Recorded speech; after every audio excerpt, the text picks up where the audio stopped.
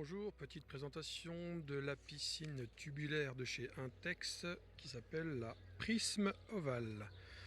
Même si elle n'est pas tout à fait ovale, vous voyez, c'est plutôt un rectangle avec les angles cassés. Mais voilà, il l'appelle la ovale, elle est quasiment ovale, c'est vrai, voilà. Donc voilà, je vais vous présenter un petit peu cette piscine qui est sortie il n'y a pas si longtemps dans cette taille-là, puisque celle-ci fait 5,03 m de longueur, 2,74 m de largeur pour 1,22 m de hauteur, sachant que sur les 1,22 m, il y a un peu plus d'1,10 m de hauteur d'eau. Voilà une contenance de 13,5 m3 d'eau, ce qui est franchement honnête, hein. On est 4 dans la famille et on ne se gêne pas, hein. Quand on est dedans à 4, chacun a son petit espace, on est pas mal. Et puis c'est vrai que la hauteur d'eau est quand même bien. Moins, ça serait pas terrible, mais là franchement c'est bien, ça arrive pour un adulte, ça arrive un peu plus au-dessus de la taille, non, c'est top. Franchement c'est bien.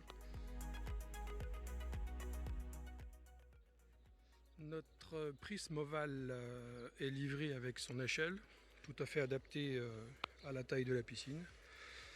Elle est livrée avec la bâche de sol qui est ici. Donc j'émets quand même une réserve, hein, même si ça fait qu'un mois qu'elle est en place. La bâche est très fine, très fine. Je suis pas sûr que ça dure dans le temps, on verra. Hein, s'il faut que je la change, je la changerai. Et elle est livrée aussi avec la bâche d'hivernage qui va dessus. Et le truc indispensable, hein, après, qui n'est pas livré avec, mais qu'il faut absolument acheter, c'est ceci qui est là, une bâche à bulles.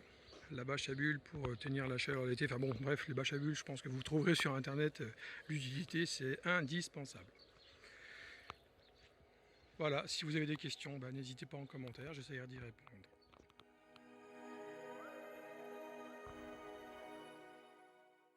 Bien évidemment, il faut préparer le terrain avant de pouvoir monter la piscine. Donc vous voyez que moi, j'ai des caissiers, hein, sur ma pelouse, hein, et j'ai des caissiers d'environ 10 cm où j'ai mis à peu près, vous voyez, 10 cm de sable. Sur à peu près 6 mètres de longueur sur 3 mètres de large, ce qui fait à peu près 2 mètres cubes de sable.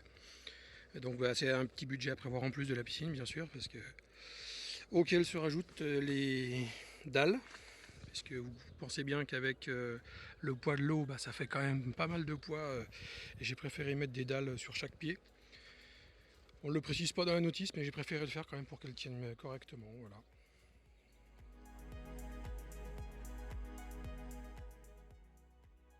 Pour le montage, c'est assez simple, c'est bien foutu.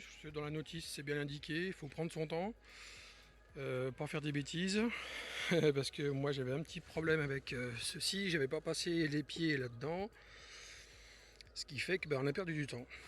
Et heureusement, il précise d'être une seule personne pendant 1 heure. Non, c'est plus deux voire 3 personnes pendant 2 à 3 heures pour la monter, parce qu'il y a quand même beaucoup de volume, faut tendre les pieds correctement. Enfin voilà, c'est du boulot, quoi.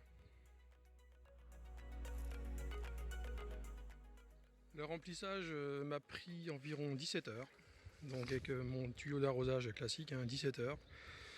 Le truc qu'il faut savoir absolument, c'est que quand elle est vide, que vous la montez qu'elle est vide, les parois ici sont pas bombées comme on peut le voir ici.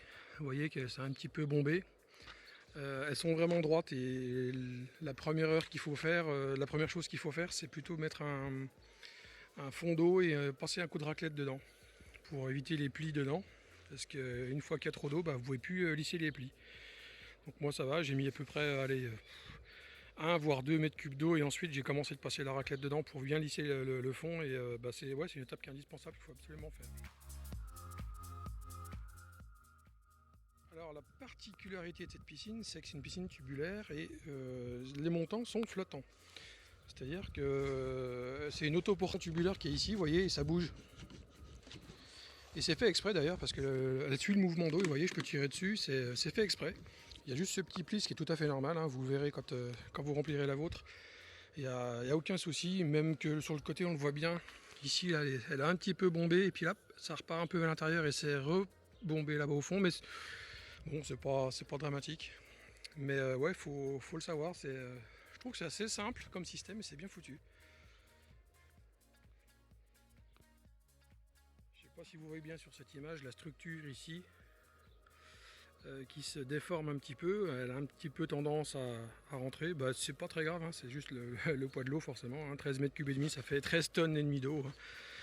qui est quand même conséquent. Donc c'est pour ça que les structures sont coulissantes et que en fait elles se défendent un petit peu, mais il n'y a rien de dramatique, hein. Encore une fois, le système est bien pensé. La pompe est livrée avec, c'est une pompe à cartouche. Donc il y a des adeptes, mais certains préfèrent les pompes à sable. Bon, c'est vrai qu'à la limite, je préférerais une pompe à sable, mais bon, là, elle est livrée qu'une pompe à filtre à cartouche, et elle a un débit de 4,4 m3/h, ce qui peut paraître un peu juste. Mais bon, moi, ça fait un mois que je l'ai monté maintenant, j'ai pas eu de soucis. J'ai pas traité autre que le chlore, vous voyez, donc j'ai mon flotteur de chlore qui est ici. Coucou, voilà. Donc l'entrée d'eau, la sortie ou l'inverse, je sais plus. Et bon il faut faire un petit rinçage de filtre de temps en temps. C'est pas dramatique, hein, ça prend 5 minutes au jet d'eau.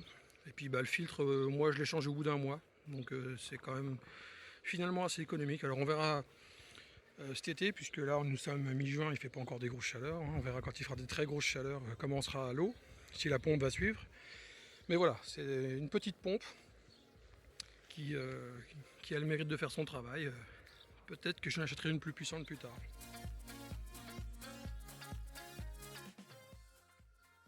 Voilà, on peut apercevoir la hauteur d'eau, hein, à la limite des carrés bleus. Et malgré le fait que j'ai un sol qui a été fait très très plat, avec du sable comme je vous ai dit, la piscine a tendance un peu à remonter. Je ne sais pas si vous le voyez bien, mais elle a tendance un peu à remonter sur les bords comme ça. Mais bon, c'est pas très grave, c'est juste très esthétique. Mais bon, vous voyez, par exemple, là j'ai 2 carrés bleus avant la ligne d'eau, alors que sur le côté, je suis quasiment au-dessus. Et sur l'autre côté, pareil, 2 voire 3 carrés bleus. Donc bon, ça reste acceptable, hein, faut pas non plus, on peut pas arriver à un résultat vraiment parfait. L'important c'est que ce soit le plus droit possible, hein, bien sûr.